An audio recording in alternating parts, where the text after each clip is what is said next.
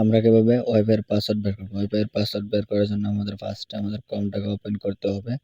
Open করার পর আমাদের সামনে এরকম ইন্টারফেস শো হবে। এরপর আমাদের গুগলের উপর টাচ করে লিখে দিতে হবে 192.168.0.1.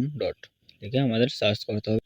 এরপর আমাদের সামনে এরকম শো হবে। শো হওয়ার পর আমরা এখান থেকে ক্যান্সেল করে দেবো। ক্যান্সেল করে দেওয়ার পর আমরা এখানে দেখতে পারবো আমরা কতদিন ইউজ করতেছি এবং কত কেবিতে চলতেছে। তারপর আমরা দেখতে পাচ্ছি আমরা যেহেতু 5 জন ইউজ করতেছি এখানে আমরা দেখতেছি এটার উপর আমরা একটা টাচ করে দেবো। টাচ করে দেওয়ার পর আমাদের সামনে এরকম একটু হবে। তারপর দেখতে পারবো আমরা কারা কারা ইউজ করতেছি।